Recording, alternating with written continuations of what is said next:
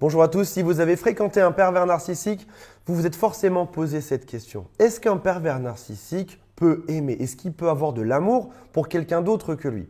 Est-ce qu'il m'a vraiment aimé un jour? Ou est-ce que tout ça a été faux depuis le départ? Est-ce qu'au moins j'ai compté un tout petit peu pour cette personne? Ou alors c'était faux du début à la fin? Est-ce que j'ai été au moins un petit peu apprécié pour tous les efforts que j'ai faits? Ou alors l'autre a vraiment fait semblant? Et puis, il y a aussi eu la première phase qui était magnifique, celle de la lune de miel. Est-ce que c'était bien de l'amour ou pas du tout? Comme toutes les victimes des pervers narcissiques, vous avez dû avoir l'impression de ressentir de l'amour au tout début de la relation amoureuse. Et puis, avec le temps, tout ça s'est bien vite effacé pour laisser place à de la manipulation, de la critique, du sabotage de couple. Et vous avez tout fait pour essayer de sauver ce couple. Malheureusement, en vain, ça n'a pas fonctionné. On va parler de l'amour du pervers narcissique d'un côté et on va aussi voir votre manière de tomber amoureux aujourd'hui. Avant de démarrer cette vidéo qui va être extrêmement constructive si vous voulez y voir plus clair dans votre vie avec cette personne-là, si vous le souhaitez, abonnez-vous à la chaîne, cliquez sur je m'abonne puis sur la cloche qui est juste à côté. Faites le quiz qui s'appelle est-ce que cette personne est perverse narcissique ou pas? Vous êtes mes ambassadeurs aujourd'hui. Tous les conseils que je vous donne, vous pouvez ou vous devez, faites comme vous voulez, les donner à tous vos amis qui ont des problèmes également pour qu'ils s'en sortent. Et si vous le souhaitez, appelez Thierry de mon équipe du lundi au vendredi. C'est juste en dessous dans la description de cette vidéo. Alors, ce qu'il faut savoir, c'est que l'amour est une expérience qui est très personnelle et qui est très subjective. Il est par exemple compliqué de dire si moi j'aime autant que vous ou j'aime différemment que votre voisin, que votre mère, que votre père, que vos meilleurs amis. Les scientifiques essayent de mesurer l'amour depuis la nuit des temps et il s'avère que c'est compliqué. On peut mesurer un taux d'hormones, un frisson sur la peau, une température, un dilatement des pupilles, mais finalement, les gens se comportent tous différemment par rapport à ça. Et même tout le monde en parle différemment. Par exemple, quand vous écoutez une musique à la radio, toutes les musiques parlent d'amour et c'est toujours différent. Si vous regardez un film qui parle d'amour sur Netflix, ce sera aussi différent. Il n'y a pas deux films qui parlent d'amour de la même manière. Les hommes ont peut-être même une vision différente des femmes. Platon a décrit 7 types d'amour et je pense que vous allez reconnaître non seulement dans lequel vous étiez, peut-être aussi dans lequel était votre pervers narcissique. Il dit tout d'abord qu'il y a Eros, c'est l'amour physique, l'amour romantique. Alors, je suis vraiment nul pour prononcer les noms grecs. Il y a Philotia ou Philosia, qui est l'amour propre, y compris l'estime de soi. Il y a Ludus, qui serait l'amour affectueux, amusant et non engagé. On peut penser par exemple à sortir un soir et sortir avec quelqu'un juste le temps d'une soirée. Ludus comme ludique. Il y a Pragma comme pragmatique, qui se concentre sur la compatibilité à long terme. Est-ce que cette personne est suffisamment stable pour qu'à long terme on reste ensemble? Est-ce qu'elle a les moyens financiers? Est-ce qu'on a une maison? Ça, c'est vraiment très pragmatique. Il y a aussi Philia, c'est l'amour d'amitié, comme par exemple on peut aimer tous ses amis. Il y a Storge ou Storgé, qui est l'amour familial. Par exemple, on dit qu'on aime ses enfants de manière inconditionnelle et nos parents nous aiment a priori de cette manière-là aussi. Et il y a Agapé, qui est l'amour spirituel, inconditionnel et profond, comme par exemple une personne peut aimer la nature ou peut aimer Dieu ou peut aimer aider les étrangers à, avoir un toit ou avoir à manger. Et si on y réfléchit un peu, on réalise que notre société est une espèce de tyrannie sur le fait de devoir aimer de manière romantique. On parle de Eros. Si vous regardez bien, si vous êtes célibataire en ce moment, que vous êtes dans une soirée, tout le monde vous demande est-ce que tu as rencontré quelqu'un? Comment ça se passe? Est-ce que tu t'es remis en couple? Comme si c'était pas naturel de pouvoir être seul et tranquille de temps en temps. Et quand tu te mets en couple, on te demande tous les détails sur cette relation. Est-ce que c'était passionnel? Est-ce que c'était fusionnel? Comment est-ce que vous êtes embrassés, etc. Les gens adorent ça. Les films ne parlent que de ça. Les musiques ne parlent également que de ceci. Il y a un concept qui s'appelle la limérance, dont on parle de temps en temps, qui explique qu'une attirance romantique pour une autre personne, ça comprend généralement les pensées et fantasmes obsessionnels qu'on a nous-mêmes. Donc en gros, ça veut dire que on va maintenir la relation, on va tout donner dedans pour avoir l'équivalent en face. Ce qui veut dire que plus je vais t'aimer et plus tu m'aimeras toi en retour. Si vous êtes dans la codépendance comme je l'étais pendant de nombreuses années, ce concept de limérance doit bien vous parler. On fait énormément d'efforts pour essayer d'obtenir à peu près l'identique en face, mais même si on a un tout petit peu, ça nous va aussi. Et on va décupler nos efforts, nos cadeaux, nos services, nos déclarations pour obtenir un tout petit peu en échange. Au début, le pervers narcissique n'est pas motivé par la passion. On s'en doute un peu dans l'endroit où je vais aller avec cette vidéo-là aujourd'hui.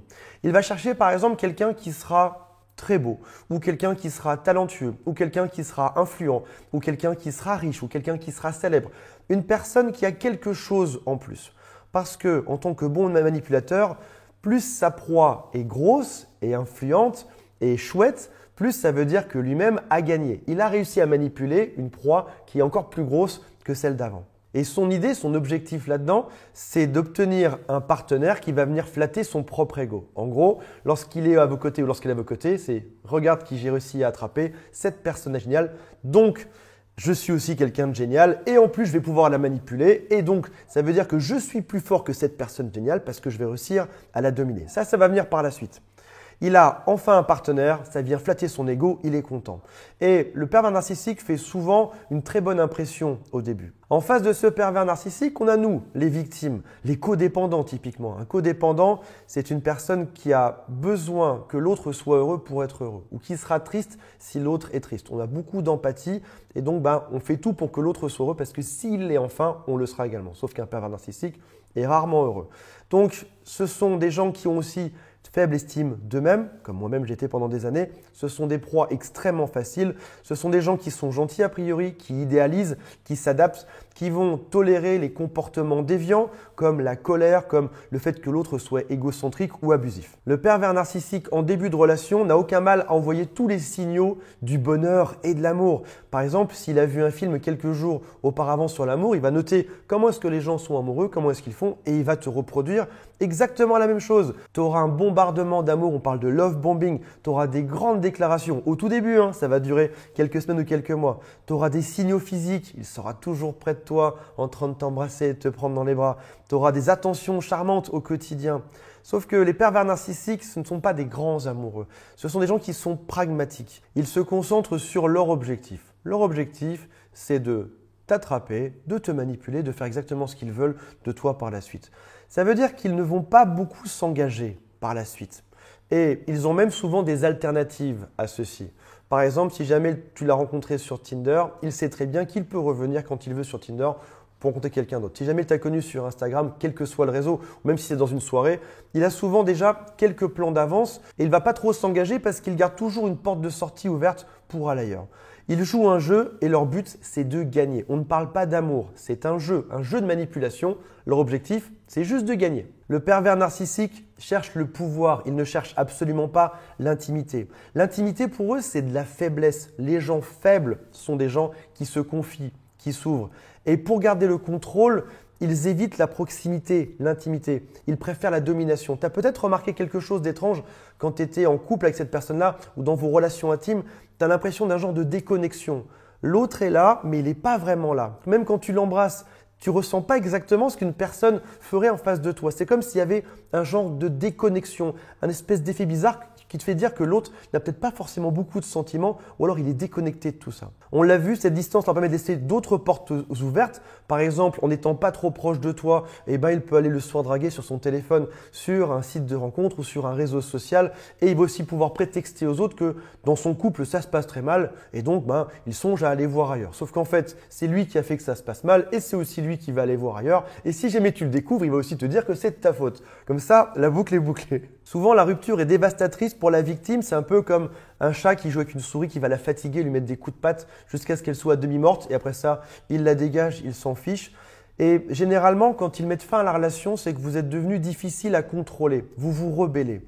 Et la victime est perdue parce qu'elle ne comprend pas précisément ce qu'il s'est passé. C'est délicat d'être largué après un bombardement amoureux. Après cette longue descente aux enfers, on est forcément sous le choc. On se sent confus, on se sent trahi. De toute manière, la relation n'aurait pas pu se poursuivre parce que tu commençais à voir clair dans leur jeu. Ils ont un masque qui commençait à fissurer, tu commençais à voir leur vrai visage en dessous. La relation peut parfois durer beaucoup plus longtemps. Ça peut durer quelques années, voire même une décennie, voire même quelques décennies. Et dans ce cas-là, les pervers narcissiques vont transformer ceci en un amour qui s'appelle storge, donc c'est plus de famille. C'est oui, je te détruis, mais t'es ma famille, donc je vais pas te quitter. Ou alors pragma. L'amour pragmatique, c'est j'ai tout ce qu'il me faut ici pour être heureux, il y a de l'argent, j'ai un toit sur ma tête, j'ai à manger. Donc oui, je vais te détruire, mais je vais quand même rester ici parce que c'est assez confortable. Alors on va découvrir si les pervers narcissiques peuvent aimer ou pas, mais j'aimerais vous poser une question. Comment est-ce que vous pourriez définir l'amour ? C'est quelque chose d'extrêmement complexe. Et ce n'est pas qu'une passion au début incroyable qui se maintient. Non, on a vu que la passion, ça finissait par s'effacer pour faire place à autre chose derrière. Pour Aristote, c'est vouloir le bien de l'autre. C'est ça sa définition de l'amour. Typiquement, on va apprendre à connaître l'autre, on va apprendre à connaître ses désirs, ses besoins et ses sentiments et on va créer quelque chose ensemble. Selon lui, on ne tombe pas amoureux. C'est une construction commune. C'est un sentiment qui se développe à deux, qui se cultive. On a dit connaître l'autre, s'engager, se préoccuper activement de l'autre, prendre soin de l'autre, avoir de l'attention, du respect, du soutien, de la compassion, de la patience, y consacrer du temps, comprendre leur vision du monde, même s'ils pensent quelque chose qui est différent de nous.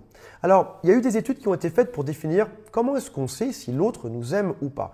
Et les choses qui sont sorties n'étaient pas sur la compassion ou sur l'empathie. Il y a eu des choses très simples, comme par exemple, si l'autre me fait des cadeaux régulièrement, ça veut dire qu'a priori, il est amoureux de moi. Si jamais il me pose des questions sur mon quotidien ou sur ma journée, c'est qu'a priori, il s'intéresse à moi, il est amoureux. S'il y a peu de disputes, s'il me dit de temps en temps des mots d'amour, s'il a des petites attentions. Donc ça veut dire que pour savoir si l'autre est amoureux ou pas, on va se baser sur son comportement au quotidien, sur les choses qui sont facilement assez simples et faciles à mesurer. Mettez-moi en commentaire quelle est votre définition de l'amour. Alors, est-ce que le pervers narcissique peut aimer? Si on reprend tout ce qu'on vient de voir à l'instant, a priori non. Le pervers narcissique va perdre l'intérêt tout au fil de la relation. On a dit aussi que l'intimité était quasiment inexistante. Est-ce qu'une personne qui te manipule, qui te domine, qui te contrôle, qui te rabaisse, va répondre à tes besoins? Est-ce qu'elle aura de l'empathie pour savoir ce que tu veux? Est-ce qu'elle va s'intéresser à toi? Est-ce qu'elle va créer quelque chose avec toi pour que ça avance? A priori, la réponse est bien évidemment que non. L'amour nécessite d'avoir de l'empathie, comprendre et ressentir les émotions de l'autre. Et toutes les recherches montrent que les pervers narcissiques ont un petit peu d'empathie, mais pas suffisamment pour aimer. Et toutes les études montrent que les pervers narcissiques ont très peu d'empathie. Par exemple, peut-être qu'un jour vous avez pleuré et que vous les avez vus sourire. Dites-moi en commentaire si ça vous est arrivé ça. Rassurez-moi, dites-moi que je ne suis pas le seul là-dedans. Le véritable amour, c'est l'union de deux individus. Ce n'est pas de la romance comme on peut le voir au cinéma. Ce n'est pas non plus de la codépendance. Par exemple, être heureux uniquement quand l'autre est heureux. Ça, c'est pas non plus quelque chose qu'on pourrait qualifier d'amour. C'est pas non plus de la dépendance affective.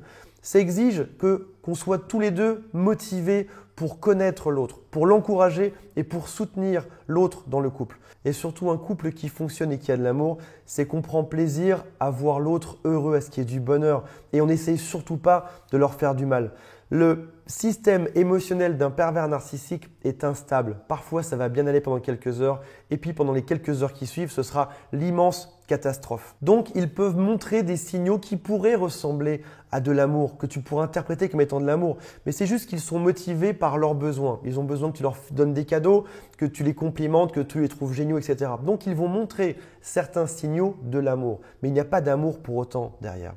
Donc, pour conclure, se demander si le pervers narcissique t'aime ou pas, c'est pas la bonne question. Je vais te donner d'autres questions qui sont bien meilleures que tu peux te poser.